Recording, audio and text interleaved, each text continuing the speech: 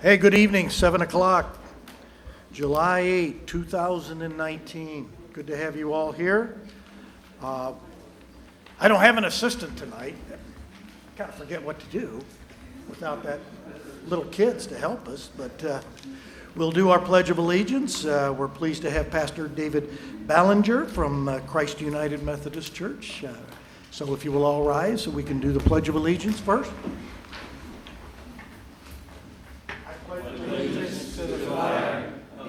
States of America and to the republic for which it stands, one nation, under God, indivisible, with liberty and justice for all.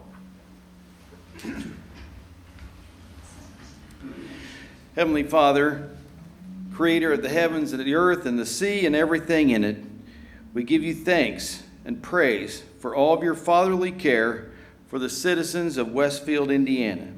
Be present at this meeting tonight. Give wisdom to our mayor and city council as they guide our meeting tonight. Be with our mayor, our city council, the courts of our city. Be with all our first responders and all city employees. Bless and look after the citizens of Westfield, Indiana, that we may truly have wisdom, liberty, and justice for all. Lead us by your Spirit. In Jesus' name, amen. Amen. Thank you. President Keene, your meeting, sir. Thank you.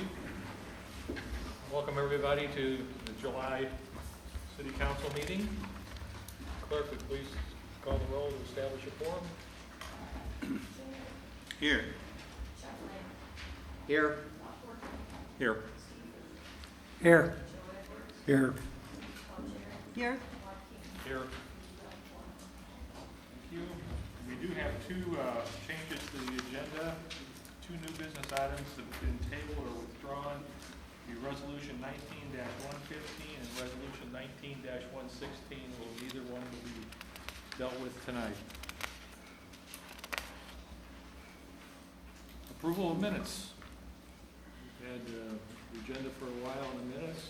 Can I get a motion to approve the council minutes for June 10th?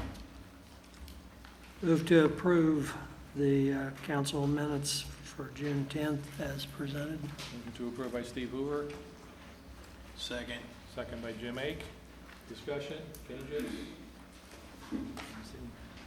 Voice vote, all in favor of approving the minutes from the June council meeting, signify by saying aye. Aye. It's unanimous. On to the claims. I have a motion to approve claims. So moved. Moved by Cindy Spoljerik. Is there a second? Second. There's a second. Joe Edwards. Any questions about the claims? Seeing none, again, voice vote. All in favor of approving, signify by saying aye. Aye. It's unanimous also. We have no business, miscellaneous business or special presentations, so we'll move into old business. Ordinance 1910, Urban Vines PUD, Pam Howard. Thank you, Mr. President and members of the council. Pam Howard with the Community Development Department. Before you this evening for your consideration, I have a new PUD district to be known as the Urban Vines PUD to accommodate an existing winery. This 5-acre site is located at 303 East 161st Street. The existing winery, which opened in 2016, is permitted by a special exception granted by the Board of Zoning Appeals. The property is also subject to variances of development standard.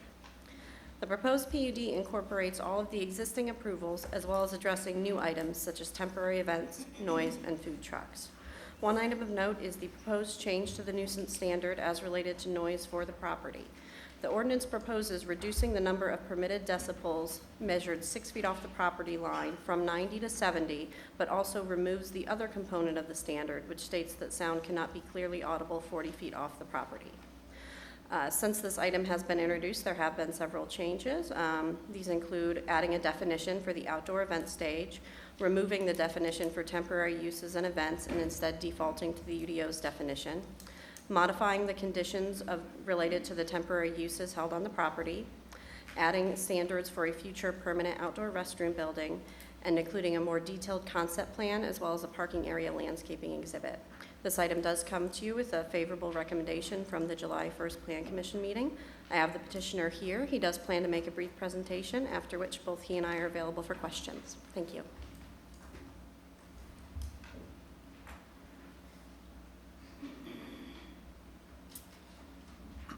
Good evening, members of the City Council. My name is Noah Herron, and I own Urban Vines. It has come to my attention recently that there's been some talk with non-compliant issues on the Urban Vines property. The only two issues that I'm aware of on the property that are currently out of non-compliance are the external street frontage landscaping and the back patio. This current PUD addresses the external street landscaping. The external street landscaping we have proposed is much nicer than what our current PUD would default back to. The proposed landscaping will help screen our parking lot and building from the road. The second non-compliant issue is a back patio that is being addressed outside of the PUD with city officials. We have received our CDR from the state and will go through the TAC process with the city. Other than those two issues, I'm not aware of any other non-compliant issues on the property. It has been suggested that our stage is out of compliance. On October 23rd, 2018, I was told via an email from a city official that no building permit is needed for our stage and setbacks are fine since our stage is under 200 square feet. Maybe this was a miscommunication, but I can only go by what I was told at the time. I have the email here for your review if requested. I've been told that the walkout cooler and piping are out of compliance. After reading the UDO, I could not find anywhere that addresses walk-in coolers and piping. All the mechanicals on our property are screened, and I publicly stated during the last APC meeting that this fall the pipes will be taken down. I've been told that our playground is non-compliant. Private and public playgrounds are actually a protected use under Chapter 6.2.9 of the UDO.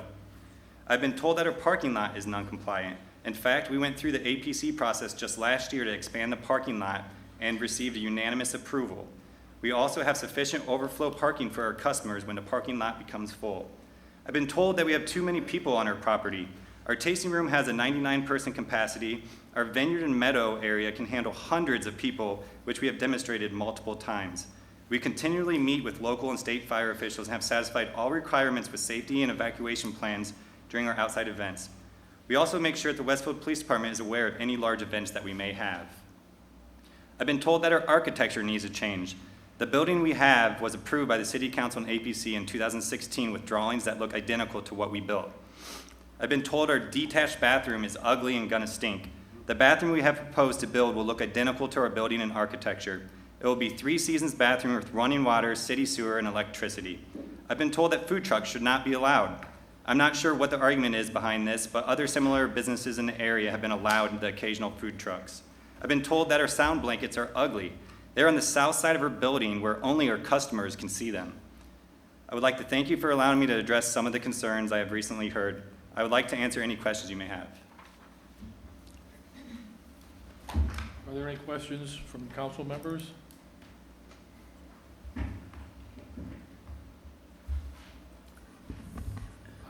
I do have one. I Yes, sir. just want to clarify because I'm not sure Pam touched on it. You have agreed in this PUD to actually lower the sound requirements that we would have required by our ordinances. Is that correct? It depends on how you look at it. I've been told two different things.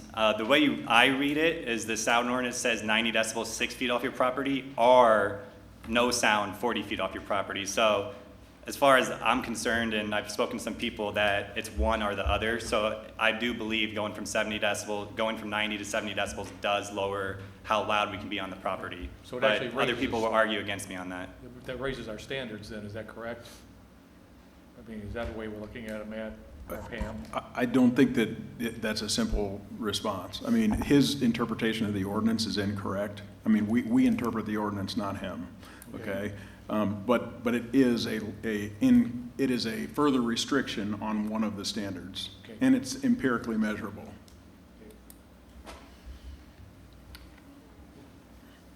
Other questions? I have a few questions, comments, and concerns.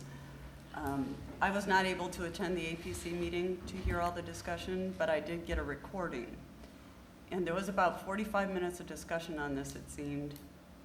Very in-depth things, things that the APC seemed to want, and then things you agreed to.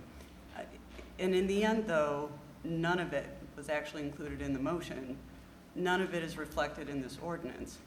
So for me, I have a problem with that now because I feel like we were moving in a good direction and then it got pulled back. It was just, that was outside of anything I could do. Right, I realized that wasn't up to you. But you were agreeing to things there that, I mean, were amenable to you that I think would be improvements. Yeah, I thought they were good suggestions. And that is why, I mean, I would really hope at this point, we actually continue this and not vote today, because I think there are deficiencies right now that I would like to see further addressed. And I understand that, but I just can't go through this process much longer. Like, it's been very stressful on my family and I, and it's keeps on getting continued for small little reasons. And I just would really, I mean, I understand that, and it doesn't matter what I say right now. I mean, maybe it does, but I plan on doing a couple of those things that were discussed anyways, because I think they're good ideas, and that's what, I mean, if I hear a good idea, I would do it, but obviously that doesn't help you. It doesn't. There's certain things that I think would actually help you in the long run if they were addressed differently now. And unfortunately, again, they weren't brought forward in that motion, so they're not reflected in this. Mhm. And again, I would just really hope that we could continue this. I realize you don't want to. If Yeah. the vote is called, then it is. But unfortunately, because of those reasons, I can't say yes. Okay. I have a couple questions too, or comments. In section 6, D, events held on the outdoor stage will be limited to 4 concert days a month. So there's no limit on the time other than they just have to be over by 9 on Thursday. Correct. They're allowed on Thursday, Friday, and Saturday, so no other days. Is that correct? I believe so, yes. Okay. But they could continue all day long, so there's no limit actually by the hours. They just have to be ended by.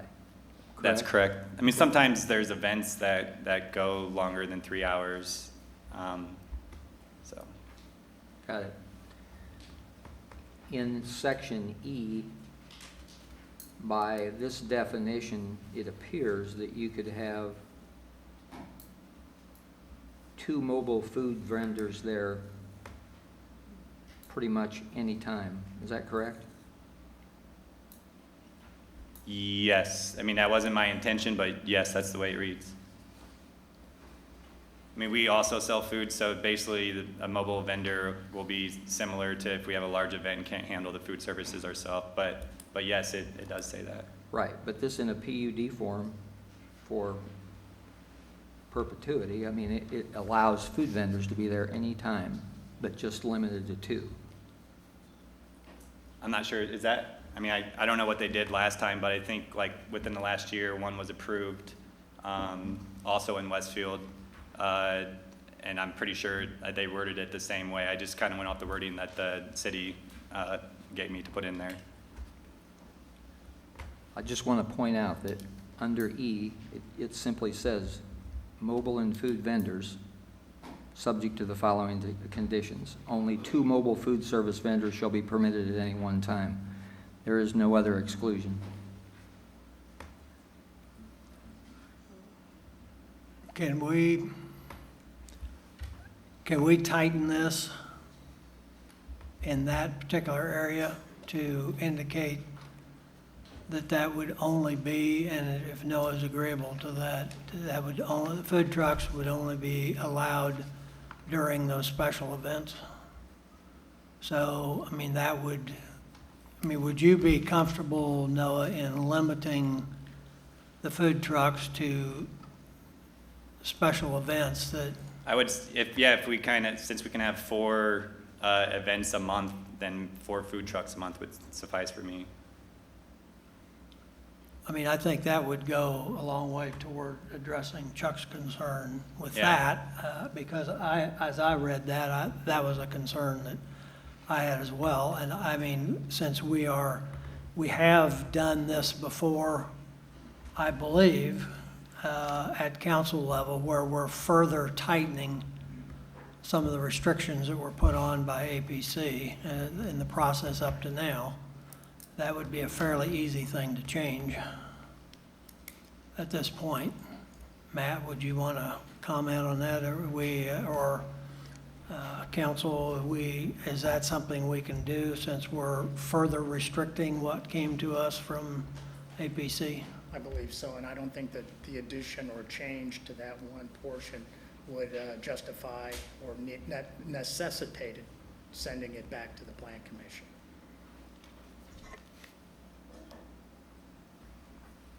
Could I ask for a clarification on an item legally? The nuisance provisions of the Code of Ordinance of Westfield shall be replaced with the following. It doesn't say in just noise, it just says the nuisance provisions. So that would include all nuisance provisions. Is that the case? I don't think it's going to be interpreted that way or enforced that way, but if you'd like to change the language so that it only references the noise limits, again, I don't think that's a change or addition that would necessitate sending it back down to the Plan Commission. I just didn't want us to have to go through detailed amendments at this stage, and that's what we're facing now, but. I also have a concern about the outdoor restrooms. I think that, considering that, I'm not concerned necessarily with the architecture. I mean, I'm sure they'll blend in with the current character of the property. But I am concerned about the heat and the cold and the fact that there's no controlled environment there. And, I mean, I'm just having a hard time getting around that, digesting that whole thing. I mean, it would just be like a regular park, like a park restroom in Westfield. I mean, that's basically, the temperature is kind of regulated. If I'm sure there's possible vents going through for wind and circulation. But, I mean, I'm sure it would regulate itself similar to how a park restroom would. Throughout the process, I mean, in talking with you and kind of looking over the past, I mean, there have been a lot of assumptions. And that's a concern going forward, is that within reason, you've pretty much done anything you wanted to this point. I mean, it's just, Like I just think what it appears. I think we're only out of 2 compliance. I mean, I personally think that we only have 2 compliances: our front landscaping, which is going to be updated in this, and then our back patio area started off as a pergola, and then a year later we put a roof on top of it. So I necessarily wasn't thinking that we were doing anything wrong. And then the next year we put some plexiglass panes in there to make it a 4 seasons. So I mean, I don't disagree that we are out of compliance on a couple of issues. I try to be I try my best, and I try. I think we all try. I mean, intentions are well intended, I'm sure of that. But when you put the patio down, I don't know, was there a permit? Did you ask for a permit, or did you do anything? We already had a concrete patio and pergola there, so that was part of the original structure, and that was given for approval in 2016. But that was a patio. An outdoor patio, correct. So I didn't realize we needed a permit to put a roof over the top. Okay, but now that concrete, which I have no clue if it has a base, a foundation, I have no clue, but it's really supporting a total superstructure roof that's now totally enclosed. It's just recently passed a construction design release from the state, and they do all those calculations. We had an engineer and architect look at all those things. So they dug up and, No, they told them exactly how thickness of the concrete, engineers, structure supports, weights, wind, all that stuff. when was that received? The construction design release was probably 4 weeks ago and we're working with the city going through getting that approved.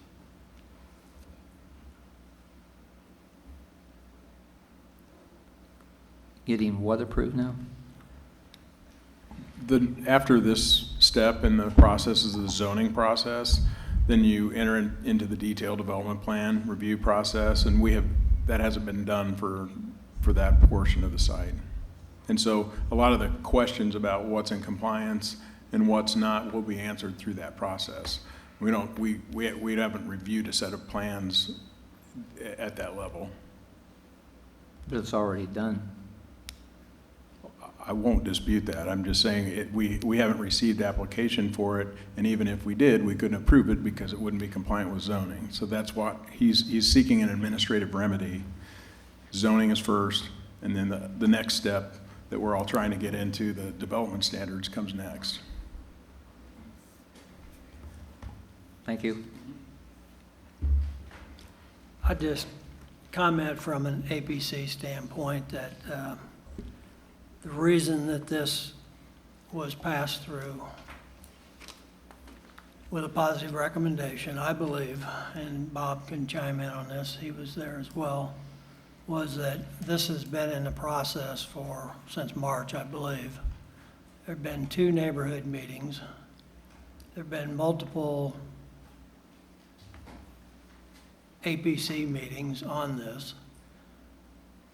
The petitioner has addressed almost all of the concerns that were brought to him by neighbors and by APC members up until our meeting last Monday evening. There were a few additional things that we were trying to get into the PUD, but it was becoming very confusing as to how, there were enough things and the way it was presented. So a motion was made by another Plan Commission member to pass it forward as it exists, which does include dozens of changes since it was introduced to make this a better project and to address neighbors' concerns. And that's how it got to us tonight. The task of making the motion was probably 15 minutes of the 45 minutes of discussion, or at least it seemed that way anyway. And effort doesn't necessarily guarantee an end result of what the petitioner wants, but the effort that was put forth actually was to sincerely and in genuine efforts address the concerns that were brought forth. If we'd been able to work through a motion that somehow or other could have been wordsmithed to the point where it incorporated the things without causing concerns to community development, it probably would have come with better than a 6-2 vote. But I agree with Steve. The genuine feeling in the room, I think, was that we are at a point where the compliance that Noah is seeking has been earned. He's listened, he's responded.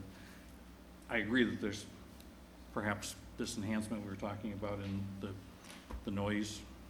You referenced that you plan on doing a couple of other things. I'm not sure which ones in particular you might be referencing, but it'd be helpful perhaps to hear those and what your thoughts are on how to do that.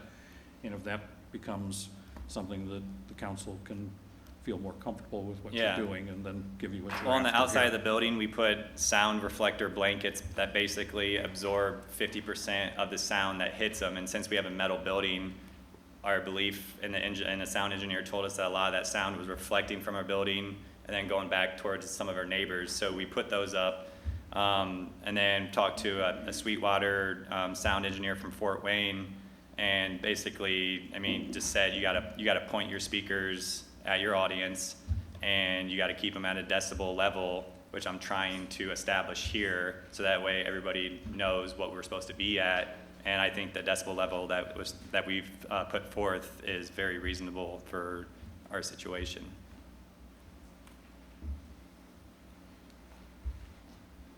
Okay, but before I call for a motion, I want to clarify a couple of the comments to make sure that what we're moving on.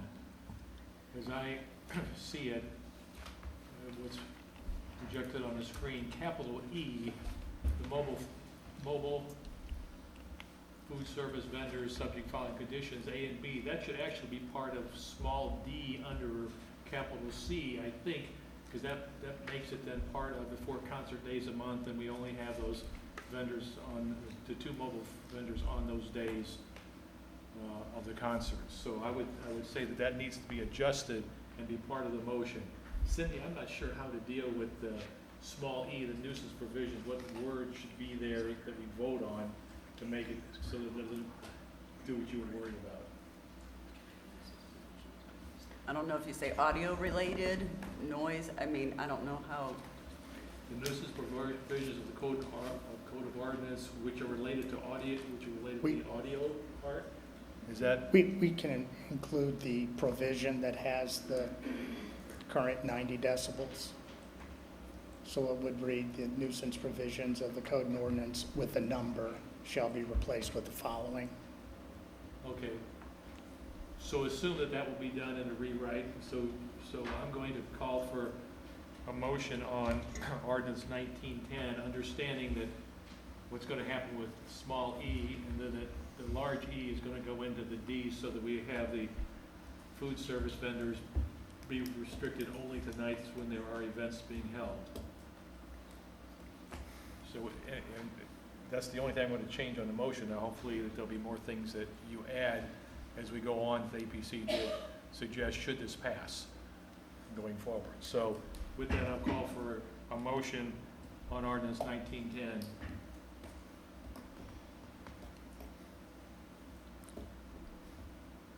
Well, I would make it if I knew for sure how to incorporate what you just said.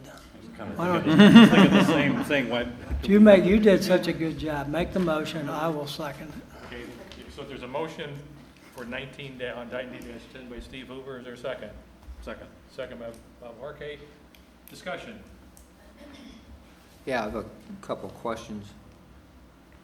On schematic A2, which shows the details for the outside restroom,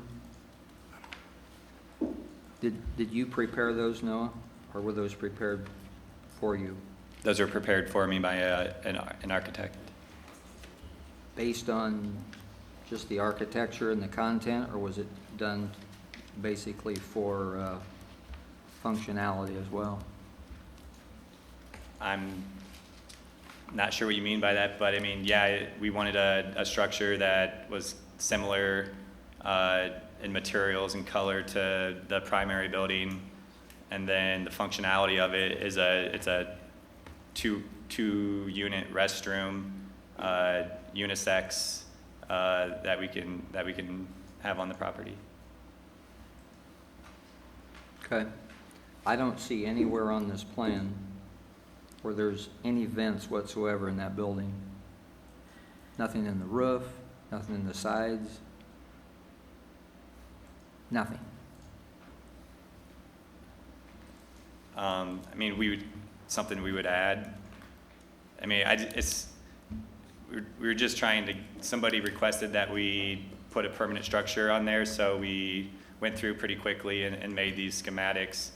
If you want to have us add a vent going through it, I mean, that's perfectly fine. I mean, I think I would do that on my own, but I mean, obviously you want to make sure it happens, we can add it.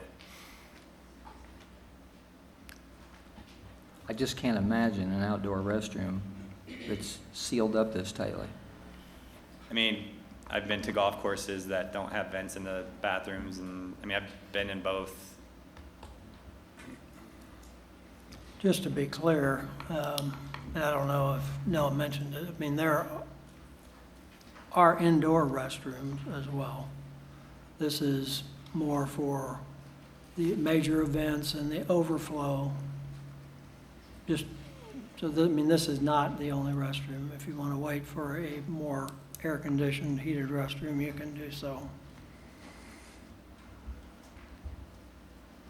It would be more appropriate to look at this drawing as a character exhibit probably, because it certainly isn't a construction document. You can't go build it from this. Yes. So all of the things that it has to have as far as necessities, all the plumbing fixtures, the lights, they will come. I mean, I don't want to, yeah, I don't want to get the Building department engineering group stuff will done have that. until I have approval for it.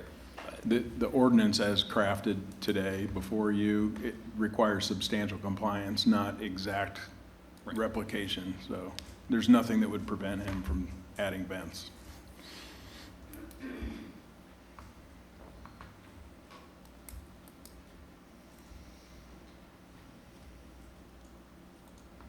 Any other comments? If not, clerk, call the roll. Now, this is going to read as amended unless you give me something that you want me to add to this, because I have no idea what all sit down and go through the Would- language. A suggestion, under the mobile food trucks, under E, subsection A, only 2 mobile and food service vendors shall be permitted at one time to, you could add language such that says, to coincide with no more than 4 concerts as stated above in section, or subsection E. Or I'm sorry, subsection D. We know what they want. Brian and I will send it to you. Okay. Yes. No. Yes. Yes. No. Regrettably, no. Thanks, guys. I will vote yes, but I will vote reluctantly because I feel like I've heard comments that almost like this is stretched on, so we're just gonna do it now rather than get it right. But I will vote yes, and hopefully the petitioner will work with what the APC wanted in some of their things to make this a really good venue for Westfield and for the people who come into Westfield. I will. Thank you.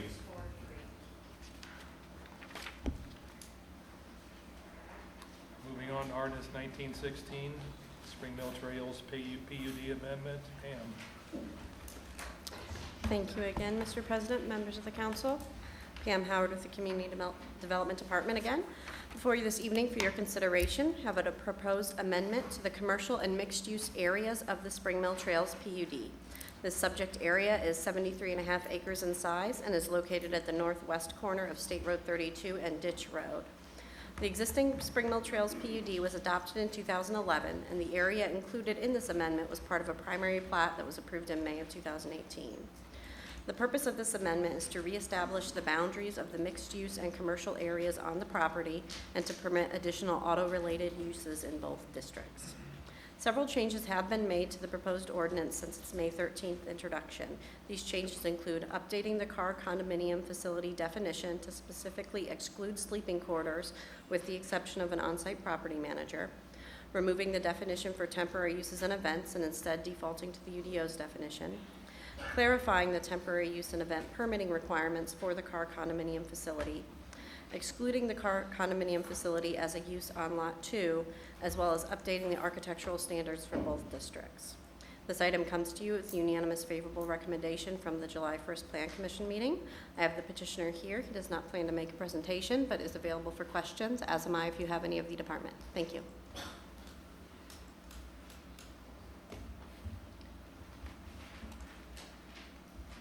Do I have a motion on ordinance 19-16? Move to approve ordinance 19-16, Spring Mill Trails PUD amendment. Motion by Steve Hoover to approve ordinance 1916. Is there a second? I'll second. Second by Jim Ake. Questions, comments, discussion?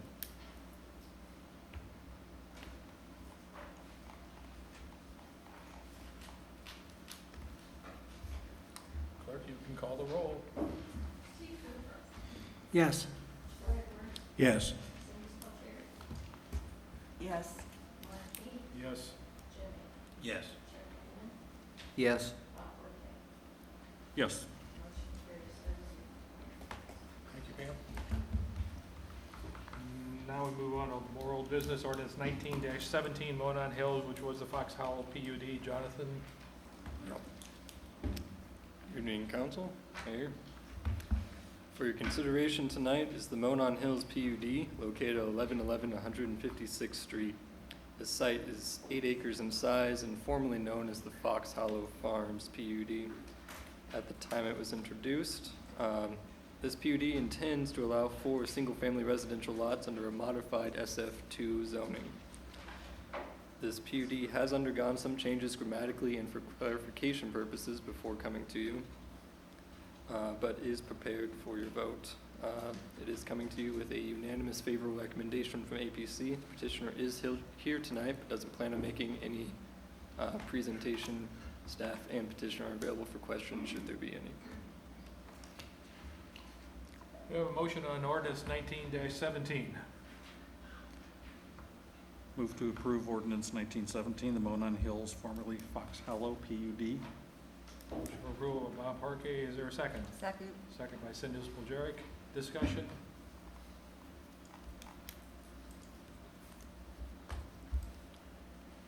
No discussion, no comments. Clerk, call the roll. Schmidt, Yes. Chapman, Yes. Markey, Yes. Cindy Spillier, Yes. Bob Corker, Yes. Steve Hoover, Yes. Joe Rayner. Yes. Motion carries 7-0. Thank you. Okay, ordinance 19-20, Grand Park Fieldhouse Amendment 2, Dane. Good evening, council. For the record, Dane Crabtree with the Community Development Department. Before you this evening is proposed amendment to the Grand Park Fieldhouse PUD, which would permit a nitrogen tank and enclosure to be placed on the front facade of the Grand Park Fieldhouse for the recovery room's cryotherapy needs. This item was introduced at the June 10th City Council meeting, had its public hearing at the June 17th Plan Commission meeting, and was forwarded to you with a favorable recommendation at the July 1st Plan Commission meeting. Since the introduction, the petitioner has revised PUD language and character exhibits so that the enclosure shall be made of masonry material, exclusive of access points to the enclosure. 2 conditions were placed upon the favorable recommendation from the APC, and these conditions have been made a part of the PUD language and character exhibits. This item is eligible for adoption consideration this evening. Connie Komorowski of the recovery room is present, does not plan to make a presentation, but is available for questions, as am I, if there are questions of staff. Thank you.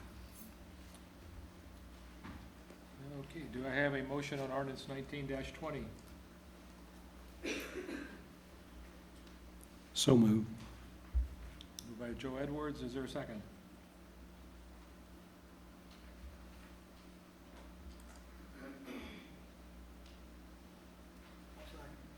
Second by Steve Hoover. Discussion?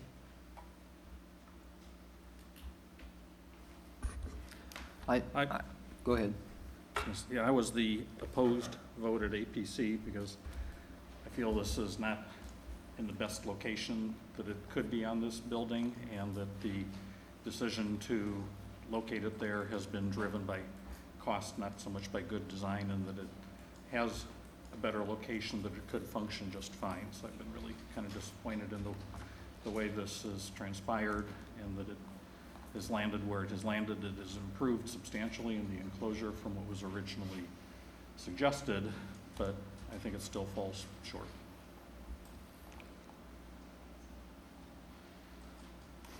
It appears to me that we've actually taken a step back.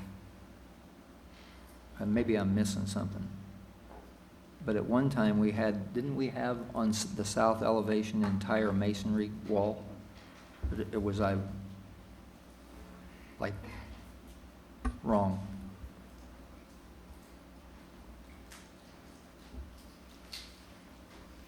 Good evening, guys. That was exactly what the original design was when we had the fencing on the side. And once we made it a 100% masonry enclosure, we had to comply with air gases venting requirements, which changed it into a staggered design to be able to completely enclose it.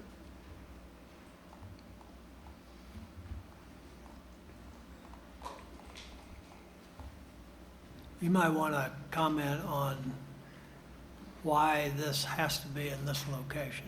Yeah, the one of the most expensive aspects of doing nitrogen is the hose that is used to deliver nitrogen into the building, and that is the further away it is from this location. On the other which side is our rooms that we use the location in, we're talking an expense of $60,000-$70,000 at any other location other than that one. And if I may as well, for the record, Billy Bunkfist, Director of Operations, Grand Park Fieldhouse. The only other logistical location that this would make sense would be on the west side of our building. And on that west side, as you recall, we have another tenant over there. So that would be directly next to them and in a sense obstructing their exit and entrance in a sense for what they want to do. So the only way this makes sense for us logistically to allow him to do it would be to be on his front facade directly outside of his chambers. But again, we're talking a 3,000-gallon tank, right? It's right around there, yeah. What's the height on that? It's 19 feet. Fully enclosed by the masonry though. In my opinion, that just does not belong at the front of a building with this kind of population coming in and out, this amount of people that's generated. I As- feel really uncomfortable with that. Yeah, but at the same time, I think that's what necessitates that size, is the amount of traffic that we have. For instance, this Bridgewater location has a 12-foot, how many gallons is that? Correct. Well, and It's a lot. if this Yeah. was at the side or the rear, I think it'd be an entirely Mhm. different situation. But to have our most forward-facing elevation that's critical, you know, to Grand Park and how it operates too, it's just too much. I mean, one of the changes that was made at APC was to ensure that the tank is black in color so that it will not, so that it won't show through the openings in the bricks. This is a masonry structure. It just has gaps to meet the venting required for nitrogen. This does not appear to be a masonry construction to me. Where's the masonry? The entire structure, except for the black highlighted in the front, is masonry. So if you notice the white stone in the bottom, that's masonry itself, as is the red all the way up. But with holes in it. Correct. So it's not net, it's 100% masonry, but just with holes everywhere? Correct. It's a perforated brick design, yes, sir. Yep. I believe Commissioner Mao had, or sorry, Andre, if I said it correctly, had proposed that we do it this way, kind of in a sidebar of try to ventilate it with holes with masonry. So that's why we took that approach before we took it back to the APC. So there's no netting on this whatsoever? That is correct. That's what it replaced. How big are the vents and where are those located at for the tank? The venting itself, yeah, that's completely rigged up by air gas, and then it's directly on the tank itself. And it makes a hiss, from what I understand. Yeah, Typically. it's one of the sounds. Yeah. So one of the things that they asked us to is redirect some of the venting to the top of the roof, and that is exactly one of the things that is required. And it is already built in the way it is with this portable structure that it already does hiss, so there wouldn't be any change to that.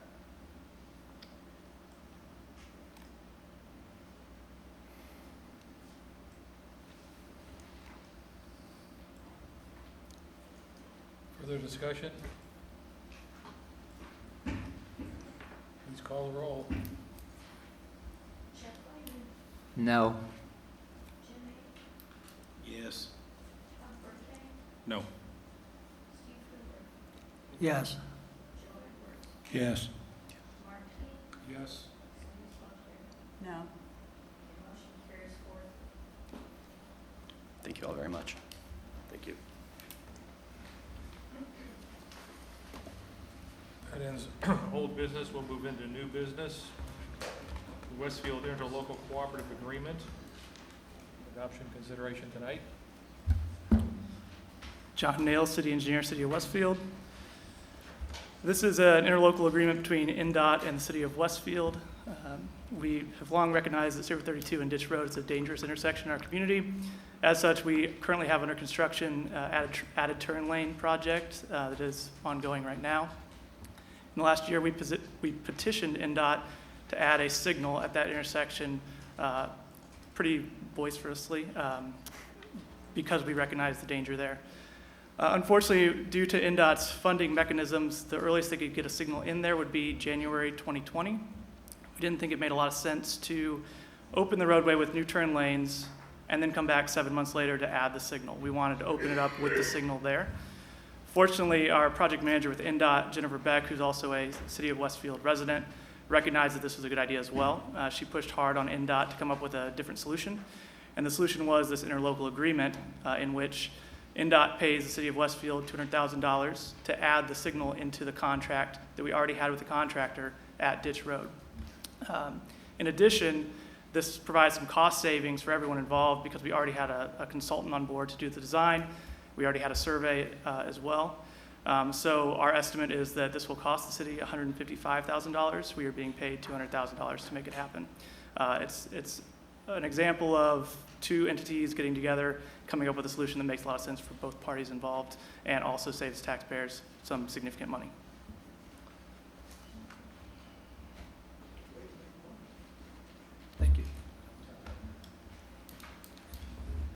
And just for the record, the $200,000 is what it would have costed NDOT to install that signal. Again, the cost savings coming from the fact that we already had a consultant on board in a survey. And we get it installed quickly. And we get it installed when the road opens up at the end of the construction, yep. Thank you. So we can't put it up yesterday. No, but we have already ordered the poles, so they will be up as soon as absolutely possible. Do we have other locations we can put stoplights up to make 45,000? We may have to petition Jennifer Beck. She did a great job on this one. Any other questions? If not, I need a motion to approve the interlocal cooperative agreement with NDOT. So moved. Is there a second? Second. There's a lot of those. I'll go with Joe Edwards because I was looking in that direction. So Jim Ake has motion, Joe has the second. Any further discussion? Please call the roll. Yes. Yes. Yes. Yes. Yes. Yes. Yes. Okay, resolution 19, thank you, John. Resolution 19-110, tax abatement for round trippers. Amanda.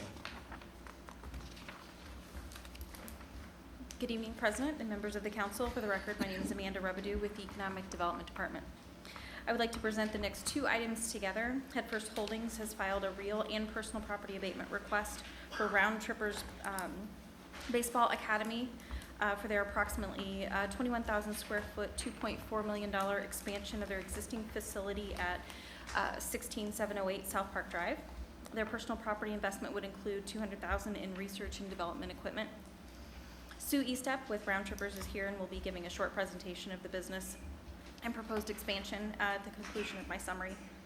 This site is currently in an economic revitalization area, which was approved in 2015. Since the economic revitalization area has already been established, council may consider and adopt the real and personal property tax abatements for Headfirst Holdings this evening, but they will need to be voted on separately.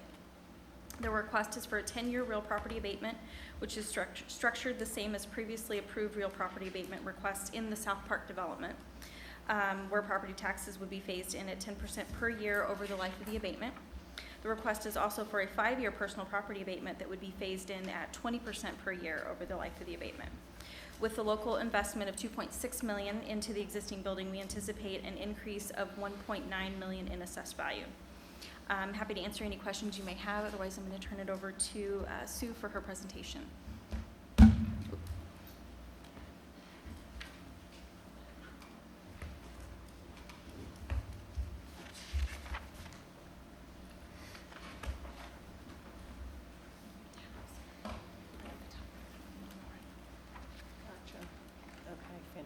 Thank you.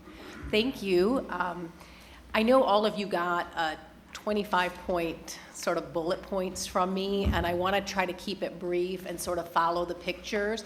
Sort of following that list for people in the public and for those of you that don't know, we've been in business for 25 years, 19 of which have been in this current location here in Westfield. For those of you that have been around a while know we were the first of its kind, first sports business in Westfield before Westfield even became a city. So we've made a huge commitment to this community and we would like to continue to do that. And coming to you today for these tax abatements is crucially important for us to keep this location vibrant, grow it into the next 25 years, and give the youth of this area, as well as our professional athletes, the top training academy in the nation. We are no doubt the best baseball and softball training academy in the state. I think if you ask anyone in our business, they will tell you that. With this expansion, this will be a training academy like no other in the nation. And so we're really excited to look at doing this expansion here in Westfield. Obviously, we made a big investment here many years ago. We've already spent $1 million in taxes here, and we would continue to spend tax money here. This would just help us to put those funds into the kids, into the training, and into making this a state-of-the-art facility, which I think goes in line with the goals of the city to make this a #1 sports destination. So if you look at these images, if you're familiar with the site, this is our current entrance at that location at 16708 South Park Drive. And if you look at this elevation, this denotes where the building currently ends on that property. We have 10 acres with 3 baseball fields behind. As many of you know, we used to run baseball and softball tournaments all over central Indiana prior to Graham Park being developed. So we were everywhere, Noblesville, Zionsville, Westfield, Sheridan, anywhere we could find fields. And we were bringing teams from all over the country and internationally here to Westfield prior to the park's inception. So we've built quite a reputation nationally that we've continued to build on over the last 25 years. And if you look at the expansion, we're looking to add more investment than we did originally in our original purchase and build there at that site. So this is very significant. This extension to this point would be an extension of our current indoor field. The elevations would not change the look of the building at all. We would use same materials and construction that are already there. If anything, we will be upgrading the overall look of the park because we are one of the largest tenants in that business park. This extension on this back half would actually be a 2-story structure. Those of you that know the site, it does go up a little bit on the grade to where the fields are. So you'll actually enter our new entrance on this second level. So we'll be able to add cages to this first level that go into the personal property tax portion of this. That area will be set up to do research and development. We're one of very few academies in the nation that have trained kids from tiny tots to the big leagues. And the amount of data and information that we can capture today that the technology was not available to do 25 years ago, putting the smart cages that we're wanting to put in on the lower level of this section will allow us to capture that data and work with some big companies with some research and development and become obviously a continued leader in the industry when it relates to baseball and softball. Let's see, if I click to, well, let me give you these elevations real quick. This would actually be on the back side of the property. Where our current concession stand and outdoor restrooms are, they would now go inside this structure in this building. So it's just a replacement of things that are there, but upgrading them and bringing them under roof so they're available for 12 months of the year, not just part of the year. This deck would be off the back side of the building and would overlook our outdoor fields in that area. And can I move this up? No, I don't know. There we go. And then these are just showing the sort of a little more detail of the different materials. This will bump in with this entrance bumping out. So we're trying to actually upgrade the look of the building overall. There'll be more angles, more different materials, which I think will help spur development in that park. There, as you know, it's been already assigned as a redevelopment area, but that park has a mix of businesses like ours. We have the Arctic Zone next door. There's an ABA Autism Center, a preschool. One of your elementary schools that you did a big expansion on here in Westfield is right at the end of where this office park is. So I think keeping us here and upgrading what we're able to do is only going to help spur the rest of the development in that area. If I go to the floor plans, this can give you an idea of what will be inside of the expansion. This is the indoor field, which again will be clear span. It will match exactly what's existing. This lower level will add these 5 cages that will be stacked with technology for doing measuring, training, development, but also research that we're not able to do currently. All of this storage on this lower level will be underneath that outdoor patio decking area. So everything that's in that outdoor garage now will be stored within the building. That will definitely improve the overall look of the site, having a better location to store those items. And we'll also have access into the indoor building for year-round use of that space. As you enter into the second level, we'll be able to expand our reception area and our retail area, and that has become a much bigger part of our business. In recent years, we've been doing business with all the major vendors in baseball for all 25 years we've been in business. And my background is really in retail. I was with Federated Department Stores as a regional for years before being there. I have worked deals with major manufacturers that are going to put concept shops in this if we're able to do this. So it's just another added business to the area that's over and above what we would do from a training standpoint that will really enhance this location. We'll be adding conference rooms that will serve as also tutoring rooms during the week, and then they can be used for events, parties, conferences related back to other activities happening here in town on the weekends. Many of you know that University High School is home. Baseball and softball is here at our location. And they have committed to us that if we're able to do this expansion and this goes through, that they will sign a 10-year deal with us to not build facilities at their campus, that this will continue to be the home of both University High School and University softball. And in that partnership, they are going to provide tutoring within our four walls.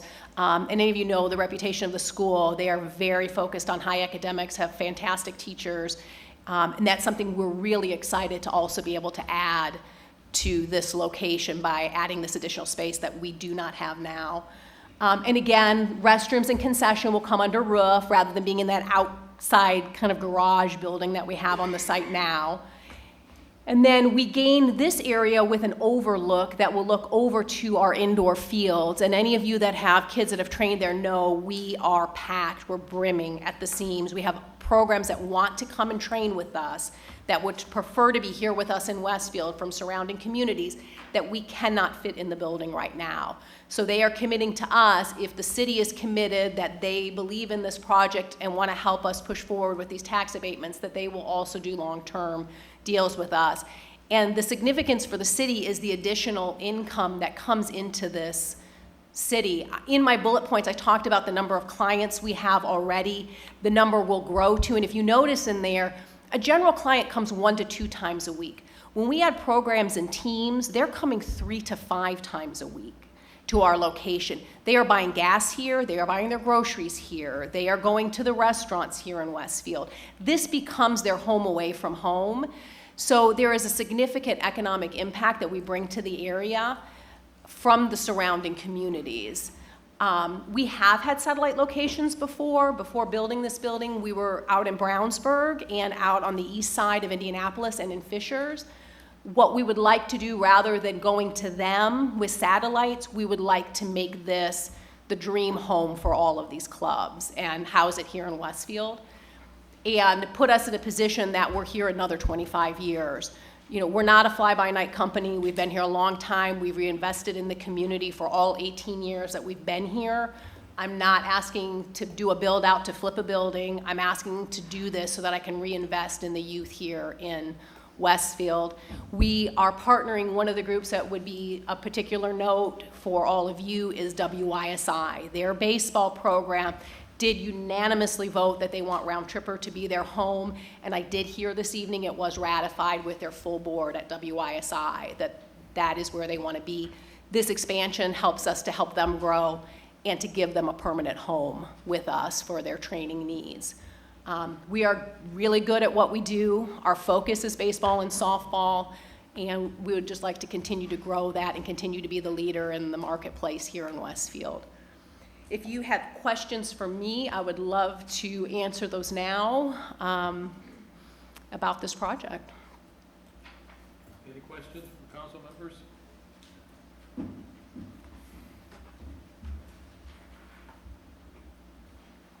Well, I'll just make a few. I want to thank you for the dedication you've had and shared with us over the last 25 years. We're proud to have you here, and I was fascinated by all your plans when we met, and I really appreciate the effort you put into this. I think it'll be a fine addition to our community if we get that done tonight. You're a real asset, and I thank you for all your hard work. Thank you, and I thank each of you for finding time to let us tell you what we're excited about. So I appreciate that. Any other questions or comments? Thank you very much. I need a motion on resolution 19-110. I make a motion, we approve resolution 19-110, real property tax abatement for Round Trippers Baseball Academy. Motion by Jim Ake, is there a second? Second. Second by Bob Horke. Questions, comments?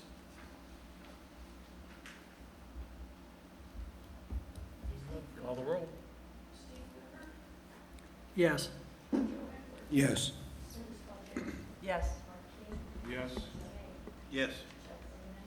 Yes. Yes.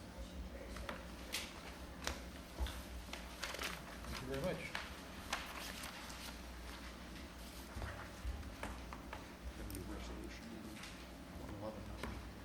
Oh, and now we have resolution 19-111, the text, actual text. Personal property. Oh, this is the personal property tax abatement. Do I have a motion on resolution 19-111? So moved. Oh, it's Cindy. Oh, it's Cindy made the motion, Joe made the No. second. It wasn't Oh, me. Wasn't you? Okay, Joe, you have a Joe. motion. Is there a second? Second. Second by Jim Ake. Questions? Comments? Call the roll. Yes. Yes. Who was that? Yes. Sorry. Yes. Yes. Yes. Yes. Okay, now, thank you. Amanda, you're back up. Resolution 19-112. Good evening. For the record, again, my name is Amanda Robidoux with the Economic Development Department. I would like to present the next two items together. Both are a requirement for the proposed real property tax abatement requested by BCNP LLC, also known as Browning Chapman. Resolution 19-112 is a confirmatory resolution that establishes the economic revitalization area that was approved at your June 10th meeting by declaratory resolution 19-109. This item is scheduled for a public hearing this evening. The second item, resolution 19-113, is the actual tax abatement granting document for the project that was discussed at the June 10th meeting.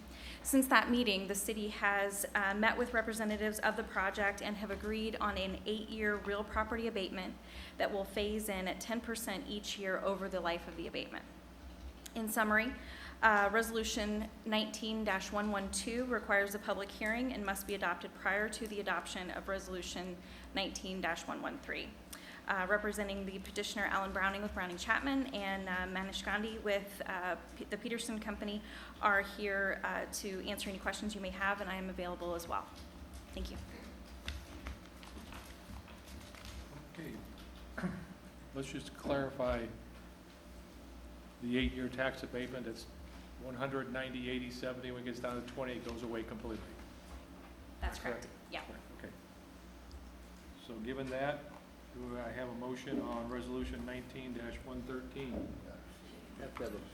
Public hearing. I'm sorry, you're right, I have to do public hearing, I was looking at that, okay. Everybody else knew that.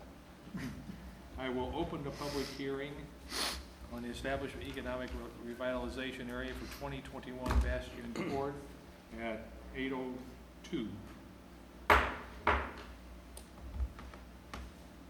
Anyone want to comment on the economic revitalization area?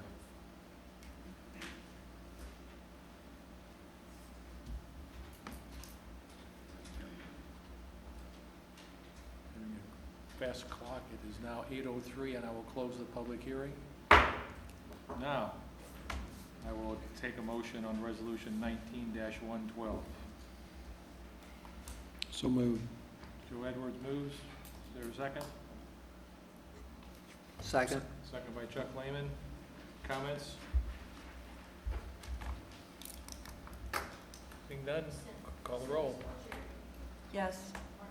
Yes. Yes. Yes. Yes. Yes. Yes. On to resolution 19-113, the real property abatement for this. Do I have a motion? So moved. Motion by Joe Edwards, is there a second? Second. Second by Jim Ake. Comments? Please call the roll. Yes. Yes. Yes. Yes. Yes. Yes. Yes. Thank you. Matt, resolution 19-114, State Road 32 access for Meyer. Thank you, members of the council.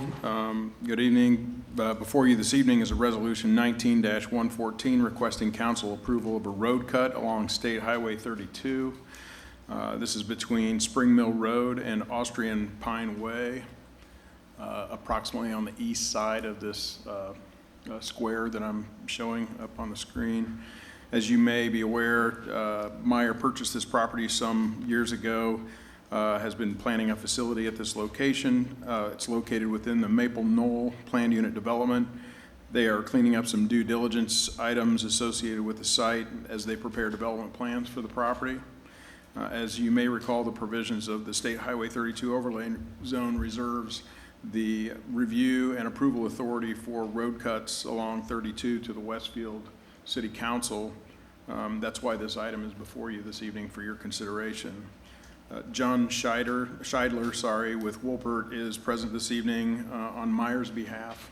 And he's worked carefully with my department and also the Public Works Department. John Nail is also here to respond to any questions that you may have of the staff. And I'll put up their concept plan. This has not been, this has been reviewed but not approved. It's not, they haven't submitted a detailed development plan yet. This is part of their preliminary items that they would address prior to doing so.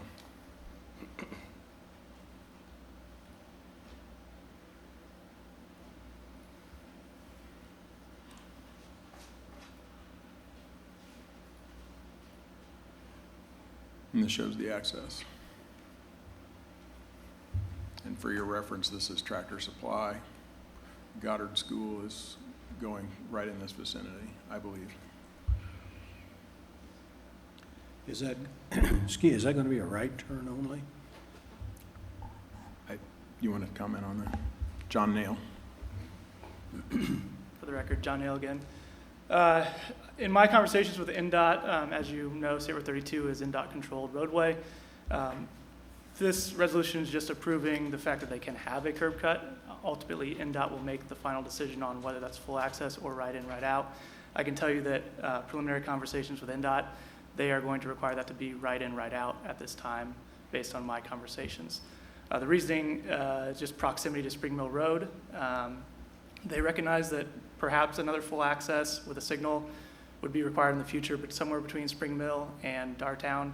And their preliminary determination is that Austrian Pine would be likely candidate for that full access, meaning that this particular curb cut would need to be right in, right out to avoid a congestion issue with too many signals spaced too closely together.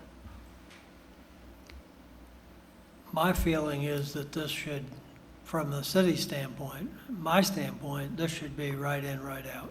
I believe it's too close to Spring Mill Road. I believe it, with a full access, it would violate what our intentions were with the State Road 32 overlay.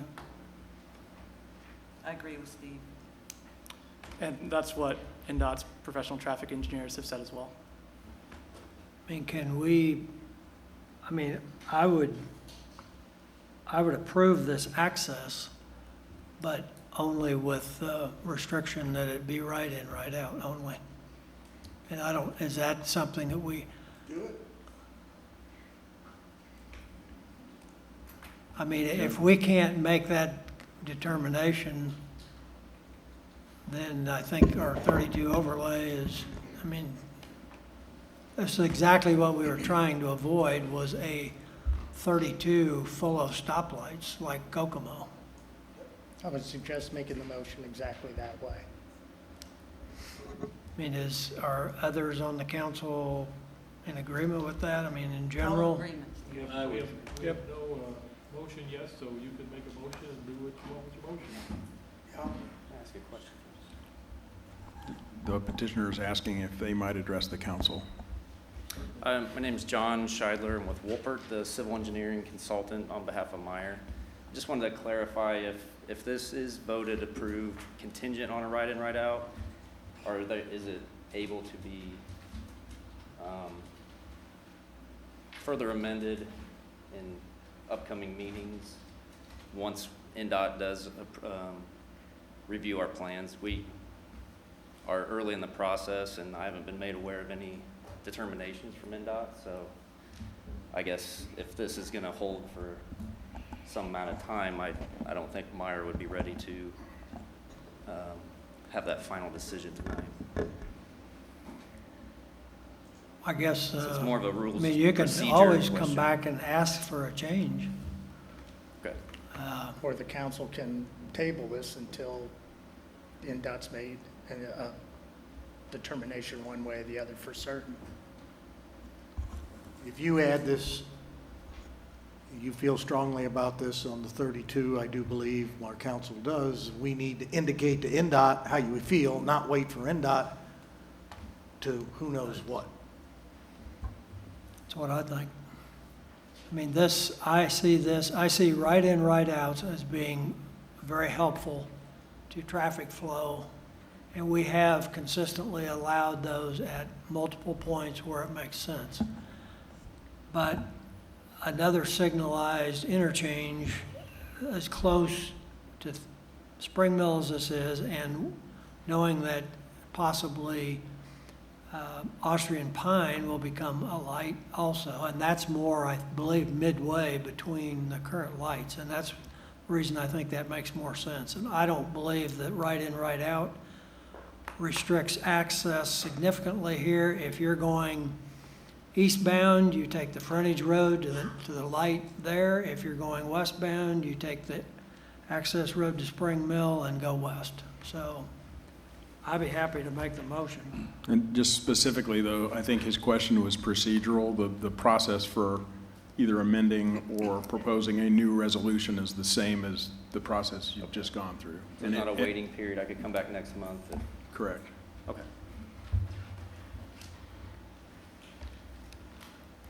I would move that we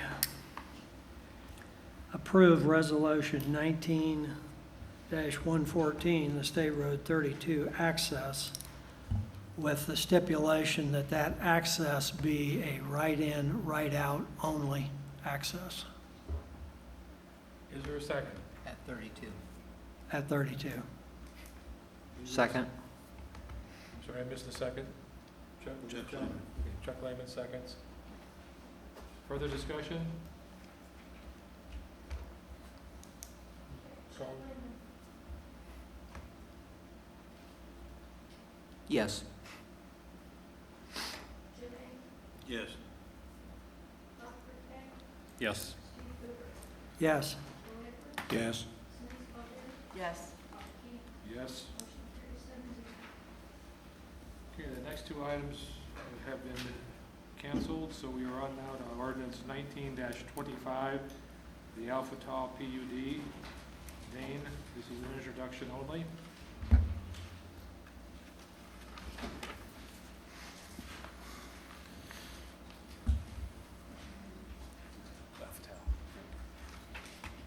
Location, yeah.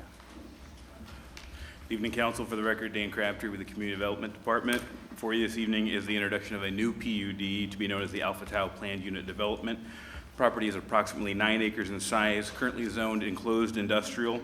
The Dartown Crossing PUD exists to the west, enclosed industrial to the north, Birdie's Miniature Golf and Restaurant to the east, and enclosed industrial across State Road 32 to the south. The proposed PUD would default to GB general business as the underlying zoning district with heliports and special exceptions excluded.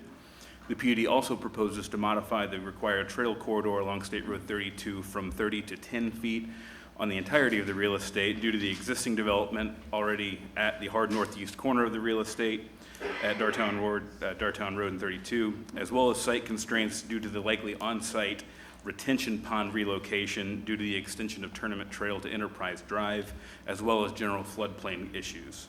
The same property is currently going through the overall development plan and primary platting process, so the concept plan shown in the PD document will be revised as necessary as the project moves forward. Dave Coots of Coots, Hinkie, and Wheeler is present this evening, does not plan to make a presentation, but is available for any questions you have, as am I if there are questions of staff. Thank you. Are there any questions? Comments? Seeing none, we will move this on to the APC. When is the neighbor meeting for this? Is that scheduled yet? There won't be one for this one. That's my determination. We looked at the adjoiner list, and there's really nobody to notice.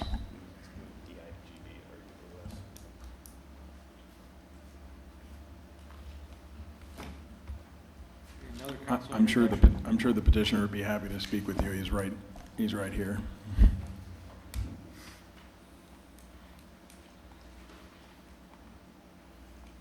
Okay, ordinance 19-26, Dane.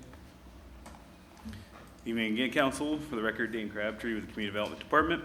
Before you this evening is the introduction of a new PUD to be known as the Landings at Village Farms PUD, which would be located at the northeast corner of 146th Street and Oak Ridge Road.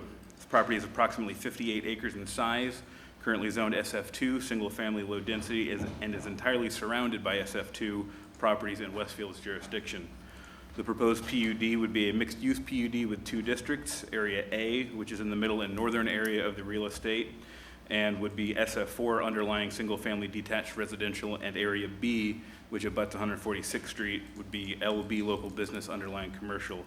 John Dabashewitz of Nelson Frankenberger is present this evening to provide more details about the proposed PUD.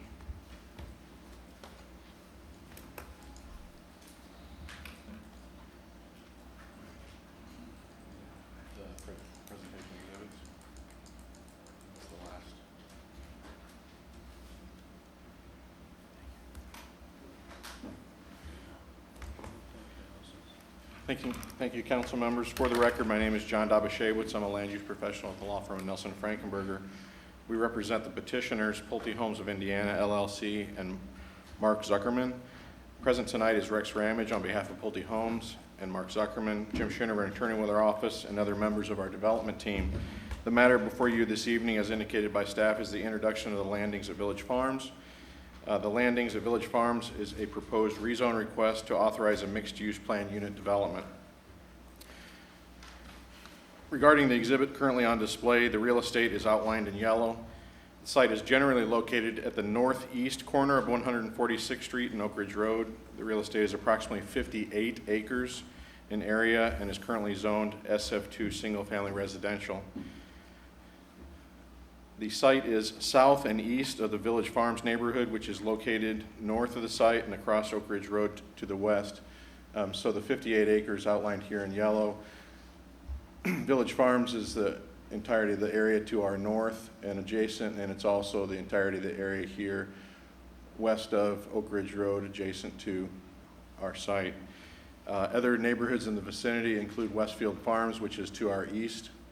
Westfield Farms is located here, and this is the Monon Trail immediately east of and removed from Westfield Farms. There's another smaller subdivision, Hills and Dales, which is adjacent to our site to the east. We are north of Our Lady of Mount Carmel Catholic Church, which is on the south side of 146th Street with facilities both on the east and west side of Oak Ridge Road. So 146th Street here, Oak Ridge Road, the main church facility located here on the west side of Oak Ridge with some ball fields and other amenities that the church owns on the east side of Oak Ridge Road located there.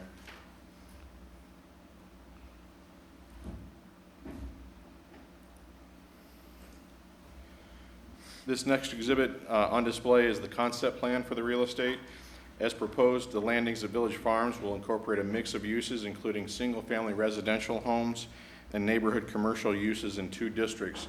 As staff indicated, the two districts, one is the residential area, District A, which is the majority of the real estate here on the north side. The other district, District B, which is the local business commercial district. The residential neighborhood area is approximately 41 acres in area. The residential area includes approximately 94 single-family detached lots. And an internal frontage road positions the fronts of homes facing Oak Ridge Road. So you have Oak Ridge Road here. The internal frontage road would face homes and common area outwardly towards Oak Ridge Road.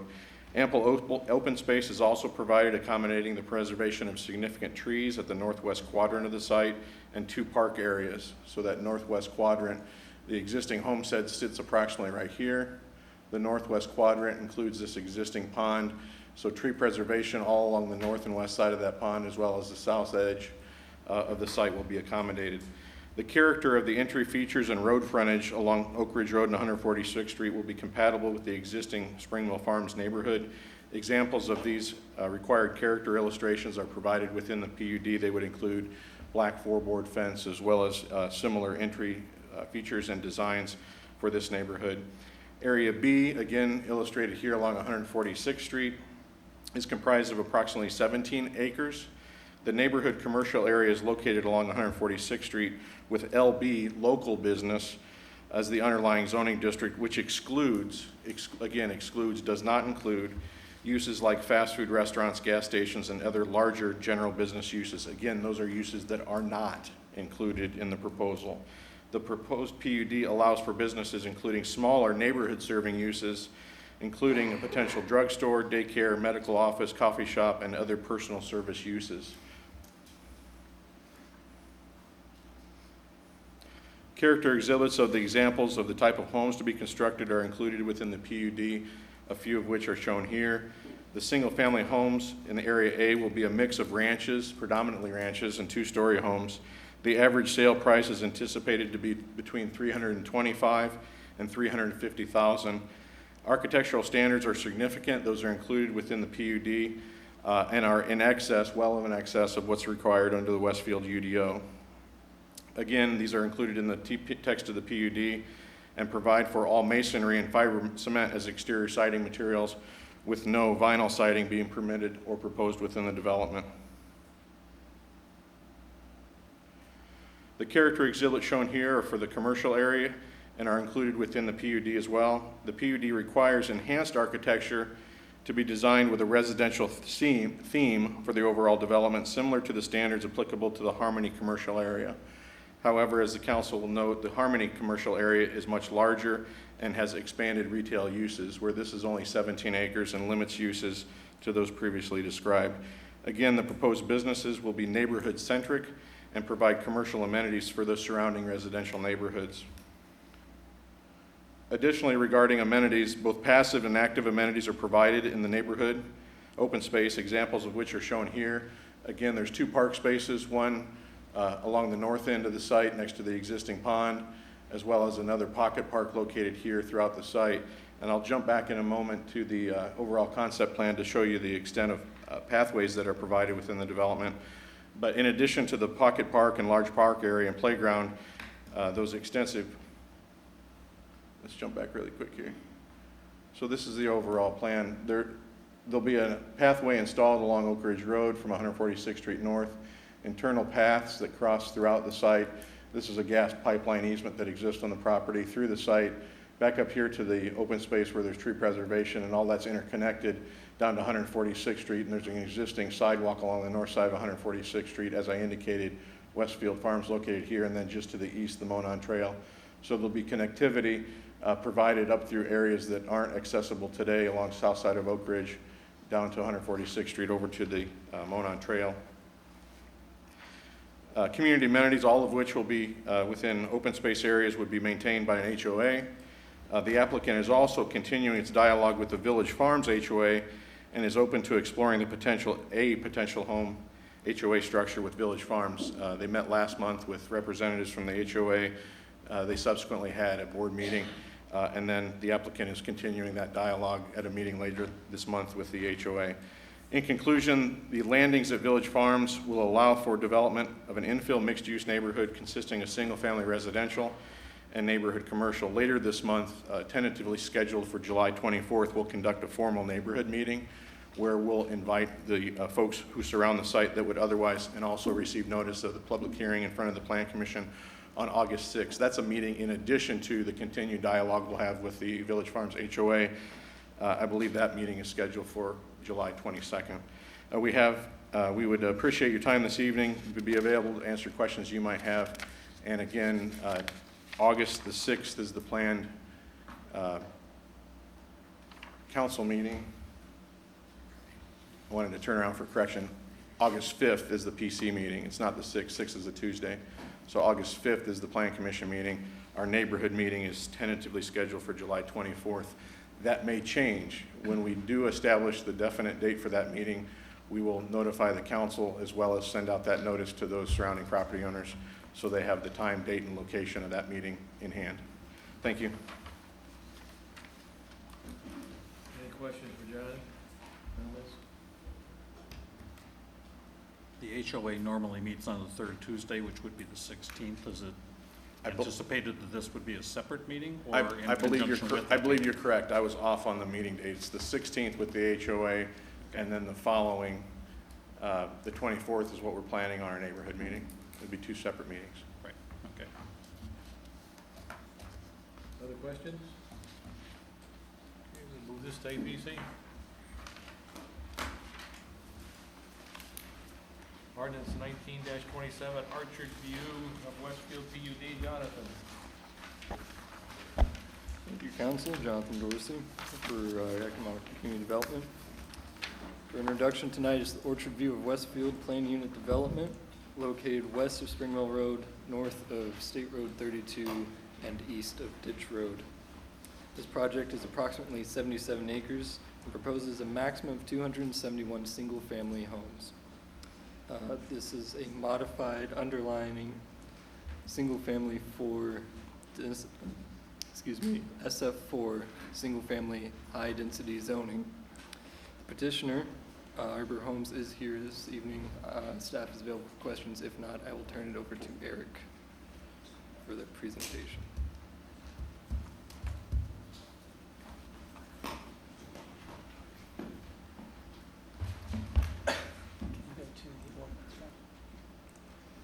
Site plan right there in the ordinance. Down to exhibit C. B.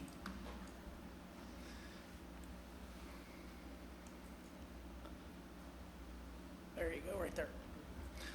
Eric Douthit with the law firm Church, Hiddle, and Antrim. It is my pleasure to introduce Arbor Homes' newest development, Orchard View of Westfield. 2018, Arbor Homes added a new partner in Berkshire Hathaway, which is going to put it in a unique position to achieve its mission to build great neighborhoods and homes and for people to celebrate life and ultimately deliver high-quality homes to folks here in Westfield and across Indiana. Orchard View will consist of approximately 271 detached homes located on approximately 103 acres. The neighborhood is located between Spring Mill Road to the east and Casey Road to the west, and is approximately a quarter mile north of State Road 32. To give you some point of reference, the Shelby concrete plant is directly to the southeast and across Spring Mill from where this location would, from this present location. The sales price for, there are 2 different kinds of homes. There are 199 single-family detached homes in Area A to the east and Area B to the west. There are 72 empty nest homes. The sales price for each will range from the low 200s to the mid 350s. It is a home, the empty nest homes are part of the new Arbor Home Destination Series and are targeted to empty nesters. Arbor does not, has an extensive design and research on the Destination Series that includes ranch-only floor plans with significant outdoor living and a number of designer options for each of the homeowners. As recognized in the July 2018 Current of Westfield article, empty nesters and millennials that are moving to Westfield are having a tough time finding appropriate housing here in town. It is the hope that Orchard View will help fill that void. One of the ways we'll do this is through the Arbor Homes Hometown Heroes program, which gives a 1% discount on all the homes to first responders and those in the military. Orchard View fits well within the Westfield, Washington Comprehensive Plan. The neighborhood proposes to address the lifespan housing goal of the comprehensive plan. It is located within an area identified for single-family home, and it is in an excellent transitional use location. As previously mentioned, there's a concrete plant presently existing to the southeast. To the west, directly to the west of the location, is the Woodbury Ridge Apartments, and to the northwest, contiguous to the neighborhood, is the Spring Orchard neighborhood. Orchard View will transition nicely from the existing and likely future commercial uses to the south in that quarter mile between State Road 32 and the neighborhood, and will transition nicely to future development to the north. This is exactly what I think the comprehensive plan had in mind when it talked about transitional neighborhoods. It will also present good connectivity Not only will it present good east-west connectivity through internal neighborhood sidewalks and the like between Casey and Spring Mill, there will also be north-south connectivity with sidewalks and trails along both Casey Road and Spring Mill Road. If you could turn to Exhibit D for me, Matthew. There are over 100 different options when it comes to floor plan and, thank you, when it comes to floor plan and elevations. 16 different floor plans exist, a number of different elevations that exist as well. This is going to make, this coupled with anti-monotony standards within the PUD will make sure that no two houses, that you don't get that monotonous look that you could have in neighborhoods throughout. Also consistent with the neighborhood plan, the neighborhood will respect the natural features. There's specifically a wooded nature area along Spring Mill that they will retain as part of the development. They will preserve much of the natural trees as well. This amenity will provide a natural buffer between Spring Mill and the houses within the neighborhood. The proposed underlying zoning is S4. Of the 103 acres, approximately 26 will be devoted to open space, including passive and active recreation areas, including trails, grilling, and picnic areas. There will be a playground and a gazebo as well. We'll hold our neighborhood meeting at Oak Trace at 6:30 on July 23rd. We look forward to working with our neighbors, this council, and the city administration to create a neighborhood that we can all be proud of as citizens for now and for the next 20 years. I have with me today Paul Munoz and Mike Campbell from Arbor, as well as myself, and we're happy to answer any questions that you may have. Any questions from council?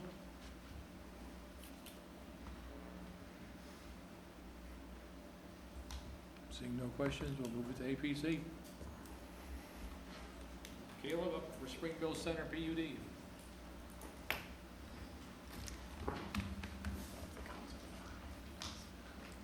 Good evening, Council. For the record, Caleb Ernest with Economic and Community Development Department. The item presented for introduction is being called Spring Mill Center Planned Unit Development District. This area is approximately 57 acres and is currently zoned EI Enclosed Industrial, OI Open Industrial, and AGSF1 Agriculture and Single Family Rural District. The area is located at the northeast corner of Spring Mill Road and State Road 32. The PUD proposes a change in zoning from the EI, OI, and AGSF1 districts to the Spring Mill Center PUD district. Randy Zintz of Zintz Consulting is here to present details of the project. I'm available if council's questions for staff, and Randy is available for questions as well. Thank you.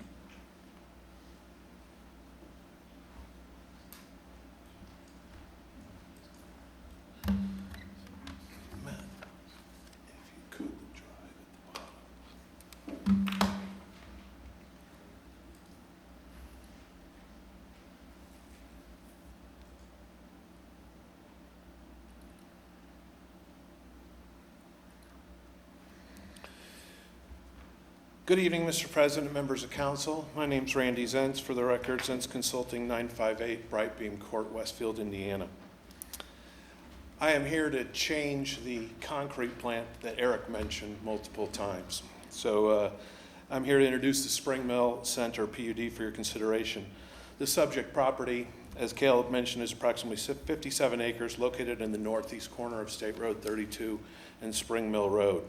This location was originally purchased in 2012 by the Hale family, owners of Shelby Materials. The open industrial zoning, central location, and previous use fit Shelby Materials' primary business of ready-mix concrete production. Over several years of discussions with the city of Westfield, it was determined that in the best interest of the city and the Grand Park vision, it would be better to move Shelby Materials operations to another location. We are currently on schedule to complete the development of the new plant at our Mule Barn Road location later this year, which will allow us to transfer operations. After a comprehensive review of the options for this location, and hopefully with your support, we've chosen to redevelop rather than putting the property on the market as an as-is product. We know our plan will benefit the residents of Westfield and sports travel guests coming to Grand Park. The property is currently zoned a combination of enclosed industrial, open industrial, and agricultural single-family. Our plan will take a large industrial site and beautifully transform it into a very pleasing mixed-use development. Spring Mill Center is the place where shops, restaurants, offices, technology, light manufacturing, and small distribution can blend and meet the demands of today's market. Spring Mill Center will be a sizable marked change in the western State Road 32 thoroughfare and become a development our community can be very proud of into the future. We have already started conversations with our neighboring developments to make sure that we do an excellent job of connectivity in this area. One of those is we've already spoken with Arbor Homes. We've also worked with the Wheeler family to talk a little bit about connectivity and some preliminary conversations. Our proposal creates 3 sub-districts. Our development plan will use a combination of architectural design, streetscapes, lighting, and landscaping to create a cohesive feel throughout the development. As you can see, Area 1 in the blue. Area 1 will use general business as the underlying zoning and will be guided by the State Road 32 overlay. We anticipate that the uses could be a mixture of retail, restaurant, and professional office. Area 2, represented in the brown in the center, will use a combination of general business and general office. We anticipate the use in this sub-district to be similar to Area 1. We have additionally requested general office zoning in this area to allow for the potential of independent living in housing in conjunction with a primary assisted living facility. Area 3 of the plan will use a combination of the enclosed industrial and general office zoning. We believe we will attract light assembly, manufacturing, and small-scale distribution, and a small office park. The request for general office in this area allows us for the combination of offices with enclosed industrial. The Hale family is dedicated to transforming this property into a high-quality development. Our plan is to remain invested in this development through partnerships within each sub-district. Our sales and development strategy will be highly focused on the quality of business product and architecture to ensure each sale benefits the project and enhances Spring Mill Center. This PUD is substantially compliant with the city's comprehensive plan, and we look forward to working with the community, neighbors, council, staff, and APC to complete this process. We have a community meeting scheduled for July 31st at 6 p.m. at City Services, and we invite you all to attend. I am happy to answer any questions you may have at this time. Questions for Randy?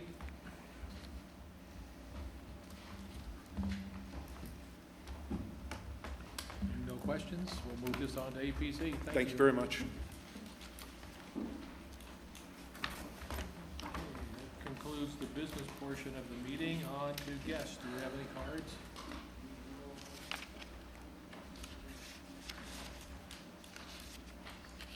Matt, do we have any cards? No cards, okay. Council, comments? Anything else you want to say, Council? I can give an update to APC met last Monday evening. We approved a consent agenda item for a Firestone, Bridgestone location on Cary Road. We had the Urban Vines PUD, which we sent a positive recommendation to this body. Spring Mill Trails PUD amendment, Grist Mill Crossing, also a positive recommendation to this body. Monon Hills PUD, also a positive recommendation to this body.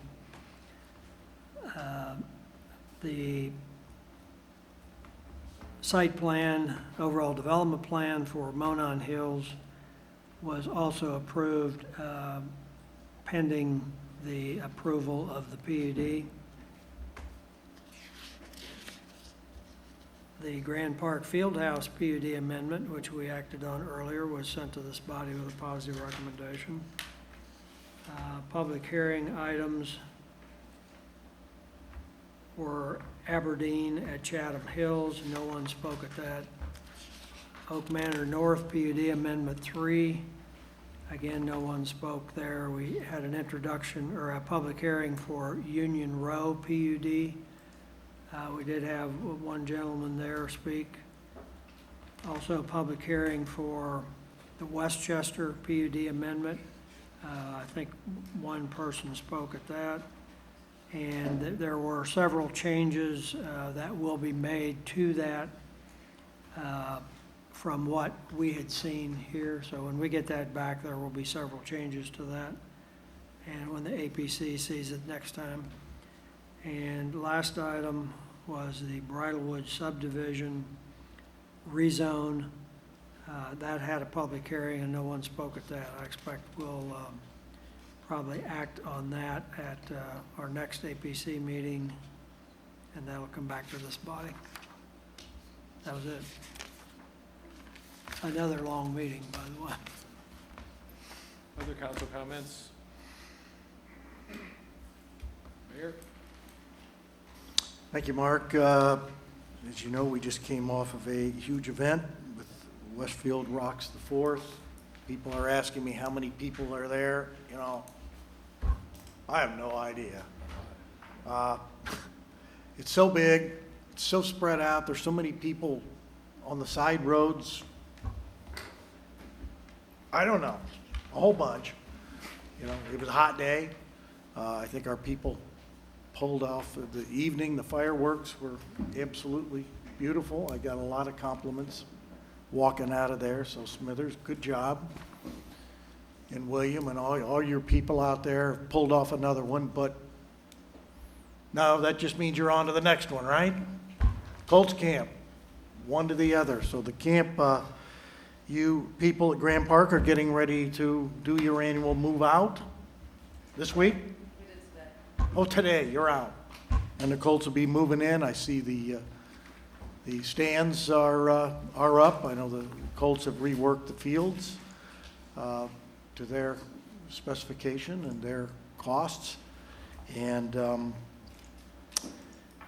it would look, this year, we expect maybe twice as many people as we had last year. That was the charge from Greg Ballard to all of his people. They wanted to at least double the attendance, and with the record they had last year and the success that we had working with them, I think that's possible. We have how many volunteers to date?